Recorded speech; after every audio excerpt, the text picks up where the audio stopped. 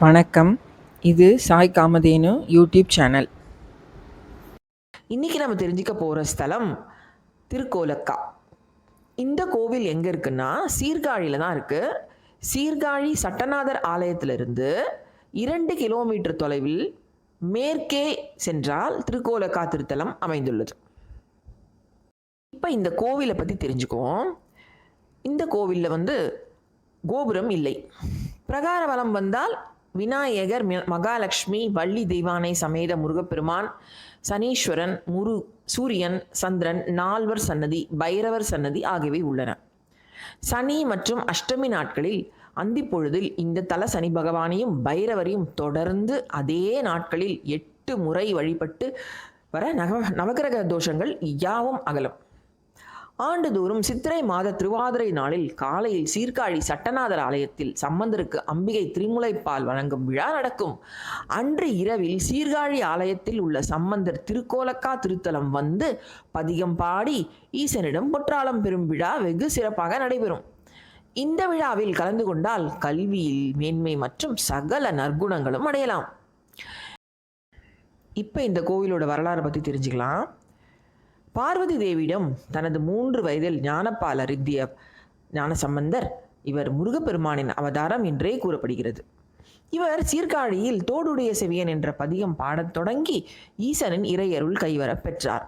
அந்த 3 வயது பிஞ்சு குழந்தை சீர்காழியின் மேற்கில் 1 கிலோமீட்டர் தொலைவில் உள்ள திருக்கோலக்கா திருத்தலம் சென்றது. அங்குள்ள கொன்றைவனத்தில் எழுந்தருளியிருந்த கொன்றைவனநாதரை வழிபட்டார். இந்த ஆலயத்தில் இருந்துதான் ஞானசம்பந்தரின் சிவ தலயாத்திரை தொடங்கியது.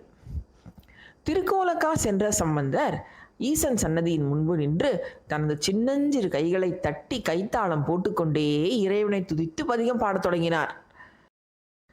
மடையின் வாளை பாய மாதரர் என்ற பதிகத்தை பாடினார் சம்பந்தர். அப்பொழுது அவரது பிஞ்சு கரங்கள் கைகள் தாளமிட்டதன் காரணமாக சிவந்து போயின. தன் பிஞ்சு கரங்கள் சிவக்க சிவக்க கைத்தாளமிட்டு துதிப்பாடும் குழந்தையை நினைத்து அகமகிழ்ந்தார் ஈசன். சம்பந்தரின் கை வலிக்குமே என்ற எண்ணத்தில் அவருக்கு உதவ ஈசன் முடிவெடுத்தார்.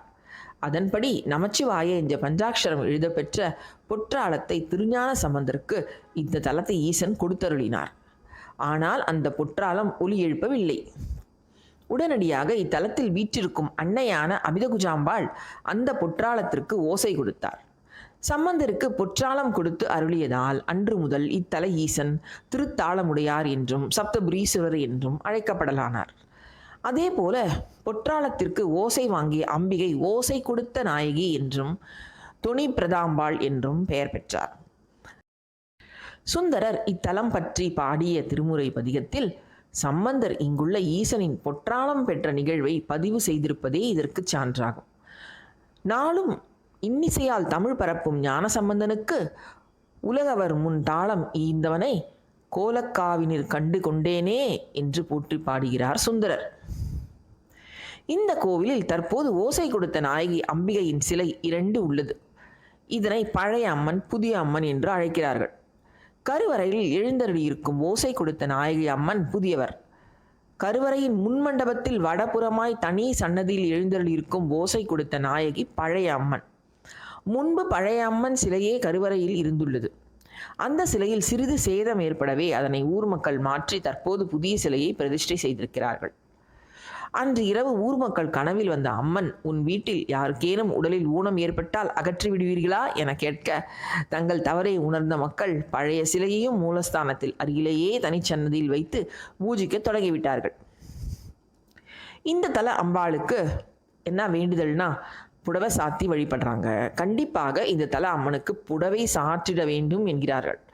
ஓசை கொடுத்த நாயகி அம்மன் சன்னதில் வாசலில் விநாயகரும் முருகரும் துவாரபாலகரும் இருப்பது இந்த தலத்தின் தனி சிறப்பாகும். அழகும் அமைதியும் ஒருங்கே நிலவும் அதி அற்புதமான திருத்தலமான இந்த திருக்கோலக்கா ஆலயத்தின் பொன் தாளத்தை கையில் வைத்திருக்கும் சம்பந்தரின் உற்சவ விக்கிரகம் வெகு நேர்த்தியாகவும் அழகாகவும் வடிவமைக்கப்பட்டுள்ளது. பிரம்மா, திருமால், லக்ஷ்மி, இந்திரன், வருணன், யமன், அக்னி, வாயு, அகத்தியர், ரம்பை, ஊர்வசி, மேனகை, திலோத்தமை ஆகியோர் இத்தல ஈசனை வழிபட்டு பெயர் பெற்றுள்ளனர். சங்கீத மும்மூர்த்திகளான தியாகராஜர், முத்துசாமி தீட்சிதர், ஷியாமா சாஸ்திரிகள் இந்த ஆலயத்தை தரிசித்துள்ளனர். மந்தாகினி என்னும் பெண்மணியின் மகனான விஸ்வநாதன் பிறவி ஊமை. அவனை அழைத்து கொண்டு இத்தலம் வந்து தீர்த்தத்தில் நீராடி இறைவனையும் இறைவியும் வழிபட்டுள்ளனர். மேலும் இங்குள்ள கொன்றை மரத்தையும் சுற்றி வந்து வணங்கியுள்ளார். சிறிது காலத்தில் அந்த சிறுவன் பேசத் தொடங்கியிருக்கிறான் என்கிறார்கள் இந்த பகுதி மக்கள். தன் மகன் பேசியதை கேட்டு மகிழ்ந்த அந்த தாய் நன்றி பெருக்குடன் இத்தலை இறைவனுக்கு 42 கிராம் தங்கத்தில் தாளம் செய்து கோவிலுக்கு அளித்துள்ளார். இப்படி வாய் பேச வராதவர்கள் தங்கள் குழந்தைகளை அழைத்து வந்து அம்பாளையும் ஈசனையும் தரிசித்து சென்றுள்ளனர். அதில் இறைவனின் அருளால் வாய் பேச வந்தவர்கள் கோவிலில் உள்ள பதிவேட்டில் தங்கள் பெயரையும் ஊரையும் பதிவு செய்துள்ளனர். இதன் எண்ணிக்கை 600 தாண்டி செல்கிறது. இத்தலத்திற்கு இருக்கும் சிறப்பை இதுவே எடுத்துரைப்பதாகும். திக்குவாய் உள்ளவர்கள் பிறந்து 3 வருடமாகியும் பேச்சு வராத குழந்தைகள் ஆகியோரை இந்த தலத்திற்கு அழைத்து வந்து தாளபுரீஸ்வரருக்கு அஷ்டோத்திரமும் ஓசை கொடுத்த நாயகிக்கு வாக்வாதினி அர்ச்சனையும் செய்ய வேண்டும். மேலும் 2 லிட்டர் தேனை அம்பாளுக்கு நிவேதனம் செய்து அந்த தேனை வாய் பேச முடியாதவர்களின் நாவில் தேய்த்து மடையில் வாளை பாய என்ற சம்பந்தரின் தேவார பதிகத்தை தினமும் பாடி வர உடனடி பலன் கிடைக்கும் என்பது பக்தர்களின் நம்பிக்கை. இந்த தலத்தில் சிவபெருமானை நோக்கி தவம் செய்ததன் பயனாக மகாவிஷ்ணுவை மகாலட்சுமி திருமணம் செய்து கொண்டார் என்று தலவரலாறு கூறுகிறது. திருமகள் திருமணக்கோலம் கண்ட திருத்தலம் என்பதால் இது திருக்கோலக்கா என்று பெயர் பெற்றது. திங்கள் மற்றும் வெள்ளிக்கிழமைகளில் பெண்கள் இங்கு தொடர்ந்து 6 வாரங்கள் மகாலட்சுமிக்கு அர்ச்சனை செய்து வழிபடுகிறார்கள். அதோடு சுவாமியும் அம்பாளையும் வழிபாடு செய்து வர திருமண தடை அகலும் என்பது ஐதீகம். நவகிரகங்களின் தலைமை பதவியை சூரியனுக்கு இந்த தலத்தில்தான் ஈசன் வழங்கினார் என்று கூறப்படுகிறது. இந்த பேரருளை சூரியன் பெற்ற நாள் கார்த்திகை மாதம் ஞாயிறு ஆகும்.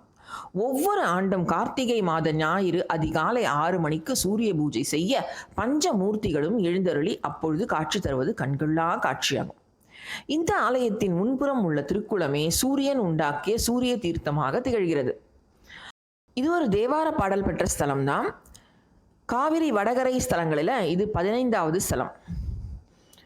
இந்த கோவிலில் விழாக்கள் என்னன்னா, சித்திரை திருவாதிரையில் சீர்காழி சட்டநாதர் கோவிலில் திருவிழா கொண்டாடப்படும் 2ஆம் நாளன்று பால் உற்சவம் நடக்கும். அதன் பின் ஞானசம்பந்தர் இந்த தலத்திற்கு எழுந்தருளுவார். அன்று இரவு சிவபெருமான் சம்பந்தருக்கு பொன்தாளம் தருவார். மறுநாள் காலை பூப்பல்லக்கில் சம்பந்தர் திரும்புவது இங்கு நடக்கும் சம்பிரதாய திருவிழா. கார்த்திகை மாதத்தில் ஞாயிற்றுக்கிழமை தோறும் தீர்த்தவாரி நடக்கிறது. இந்த கோவிலில் சிவன் சுயம்பு மூர்த்தியாக தான் இருக்காரு. இந்த கோவிலில் எதிரில் உள்ள குளத்தில் ஆனந்த தீர்த்தம் முகப்பு வாயிலில் மேற்புறத்தில் வண்ணச்சுனையில் ரிஷமாரூடர் தரிசனம் உள் நுழைந்ததும் வலப்பால் வாகன மண்டபம் நுழையும் போது 4 அதிகாரநந்தி சன்னதிகள் உள்ளன. இந்த கோவிலில் பிரார்த்தனை என்னன்னா, வாய் பேச முடியாதவர்கள் இங்கு ஆனந்த தீர்த்தத்தில் நீராடி ஓசை நாயகியிடம் ஜடப்பொருளான தாளத்திற்கு ஓசை கொடுத்த நாயகியே பேசும் சக்தியை கொடு என வேண்டி அம்மன் பாதத்தில் தேனை வைத்து அர்ச்சனை செய்து அதை எடுத்து சாப்பிட்டு வர வேண்டும். மகாலட்சுமி தவம் இருந்து மகாவிஷ்ணுவை திருமணம் செய்த ஸ்தலம் என்பதால் திங்கள் மற்றும் வெள்ளிக்கிழமைகளில் பெண்கள் இங்கு மகாலட்சுமிக்கு தொடர்ந்து 6 வாரம் மஞ்சள் பொடியால் அர்ச்சனை செய்தால் விரைவில் திருமணம் நடக்கும் என்பது ஒரு ஐதீகம். பிரார்த்தனை முடிந்தவுடன் நேர்த்திக்கடனாக பேசும் சக்தி வந்தவுடன் தங்கத்தாலான தாளத்தை வாங்கி காணிக்கையாக செலுத்துகிறார்கள். இந்த கோவிலில் இசையில் விருப்பமுள்ளவர்கள் வழிபட்டு சென்றால் இசையில் வல்லவராகலாம். கோயிலின் நுழைவு வாயிலே ஞானசம்பந்தருக்கு தாளம் கொடுக்கும் ஈசனும் ஓசை கொடுக்கும் நாயகும் அருள்பாலிக்கின்றார்கள். இந்திரனும் சூரியனும் இத்தலத்து பூஜை செய்து பலனடைந்துள்ளார்கள். ஓசை நாயகியின் சன்னதியில் சொற்பொழிவு நிகழ்த்துபவர்கள் இன்னிசை நிகழ்த்துபவர்கள் மாபெரும் புகழை அடைவார்கள் என்பது கண்கூடான உண்மை. தற்போது திருத்தாளமுடையார் கோவில் என அழைக்கப்படுகிறது. இந்த கோவில் நடை திறந்திருக்கும் நேரம் காலை 7:30 மணி முதல் பகல் 11 மணி வரை, மாலை 4:30 மணி முதல் இரவு 8 மணி வரை திறந்திருக்கும்.